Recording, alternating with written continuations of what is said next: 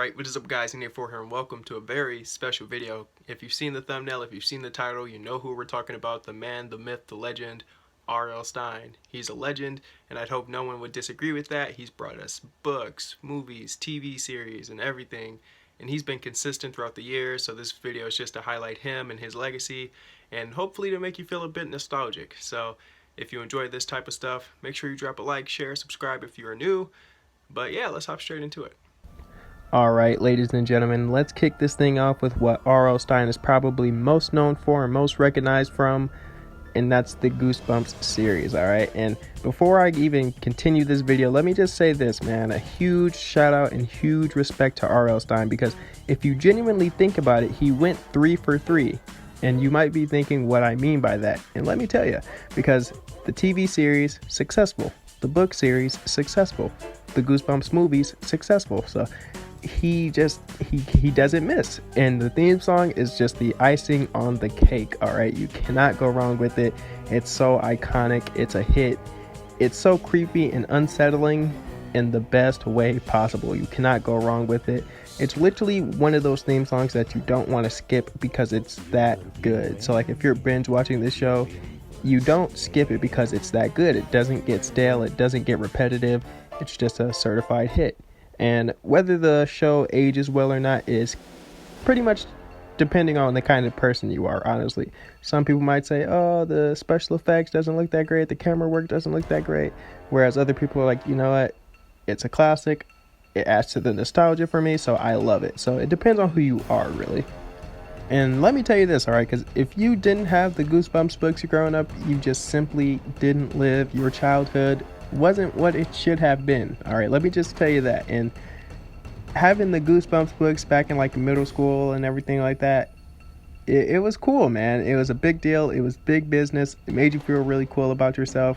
All the cover art was really cool, and there were just so many books you can choose from. And same thing with the series, because you know obviously it's based off of the same thing, so there were just so many different episodes, different seasons, that at times it could feel somewhat overwhelming, you know, just because like there's so much you can consume. But I know a main complaint that this show gets is that it just wasn't scary, and at the end of the day it is like a children's TV series, so you got to keep that in mind as well. So they can only, you know, do so much.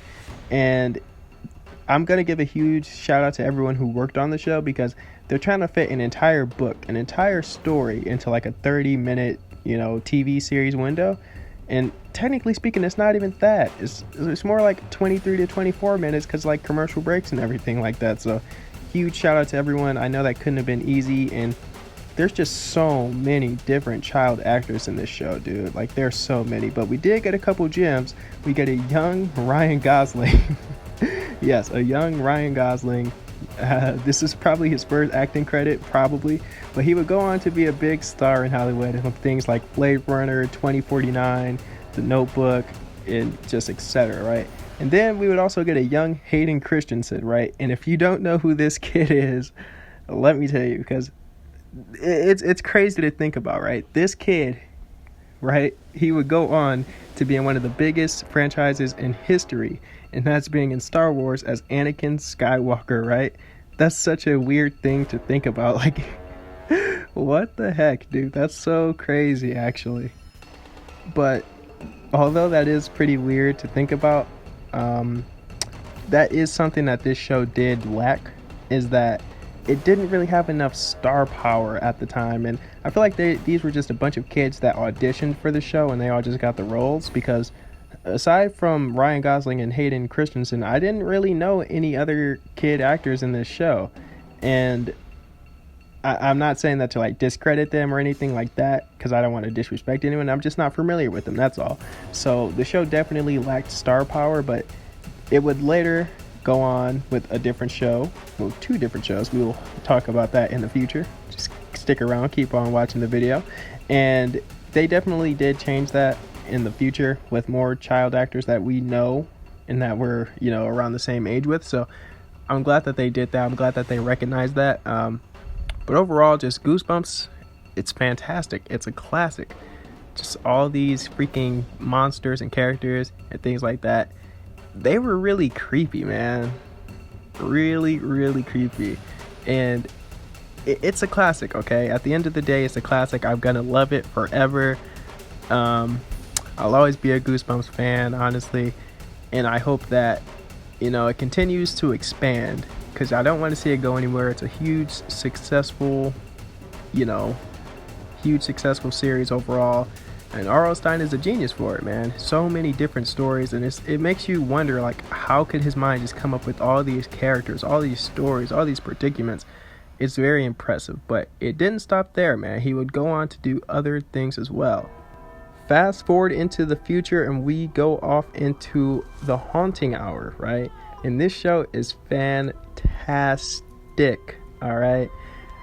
It's a lot darker and grittier than Goosebumps. That was the main complaint. Like I said, a lot of people were just like, oh, this show's really not that scary.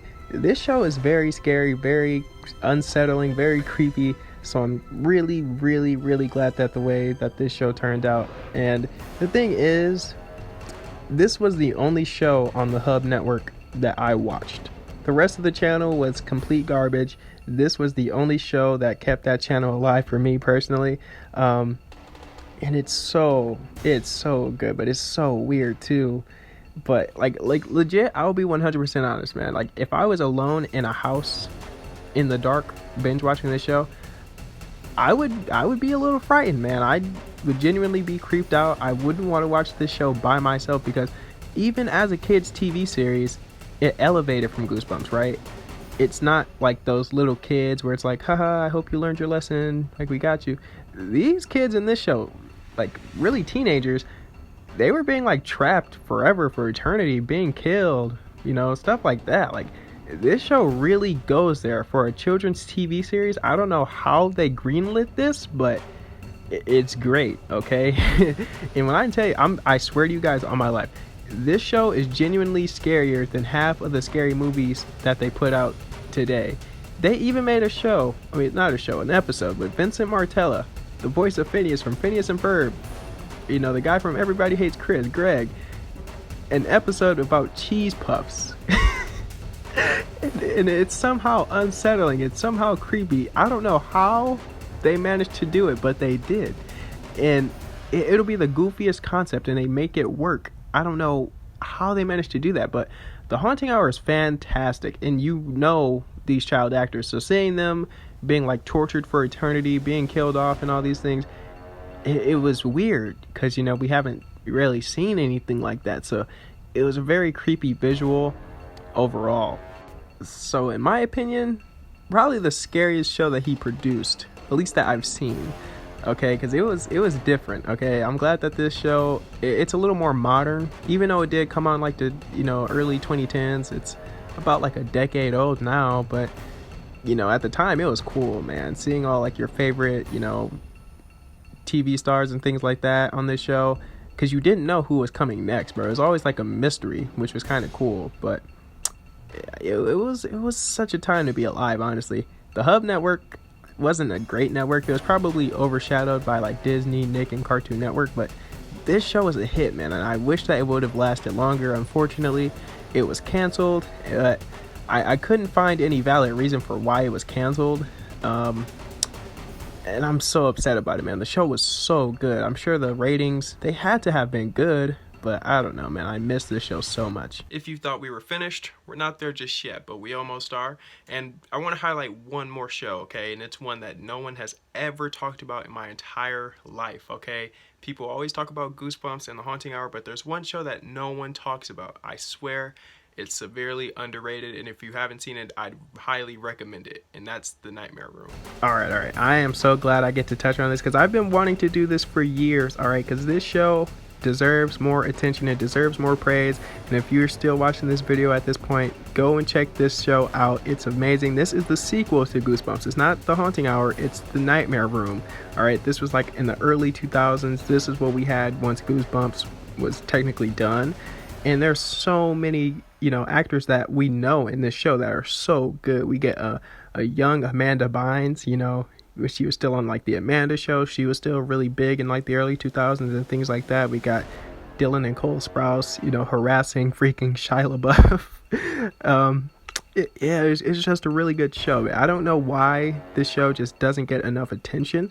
and it's like no one knows about it. This is like the middle child, pretty much. Goosebumps was the first, this was the second, and The Haunting Hour was the third. And it's like no one really talks about it, man. Like it had a lot of star power, bro. You had Drake Bell and Brenda Song in the show as well, and it was so good, man. I don't understand why this show just didn't get enough praise, bro. Like, and I like that they actually upped the ante with each show, right? So Goosebumps wasn't really scary. This one is kind of like the middle ground. It stepped it up a little bit, but it still isn't terrible.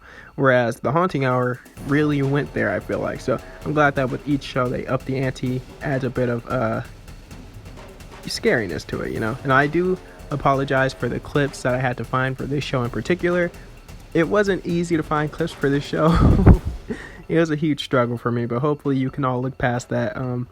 But if you are still watching this video right now, please go check out this show. Please go do some research on it. It's so freaking good. I highly recommend it. Very underrated, underappreciated. It deserves more praise. So that's why I'm here making this part of the video for you. But he also made movies as well. The books were great. The shows were great. But the movies, oh, they hit different, okay? R.L. Stine, he just doesn't miss. This man is so talented. The movies, whether they were straight to DVD or theatrical released, they just put so much effort into them, man. I loved all of R.L. Stine's, theatrical stuff. Like, it's so good. And it's like he just has such a way of, making a good, compelling story, whether it's like heartfelt, whether it's actually scary. You never know. And it's impressive, honestly. So huge shout out to R.L. Stine, bro. He's so good. And he didn't just work on kids stuff, like a lot of people get the misconception that, oh, he only works with kids.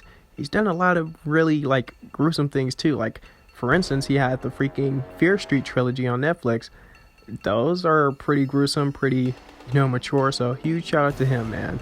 Respect. All right, and that's gonna wrap this one up. If you enjoyed it, please support this video, show some love to it. I had an amazing time making it, and it was just tons of fun, man. And if you guys want to see more like it, you know what to do. But yeah, I'm in A4 and I'm out. Peace.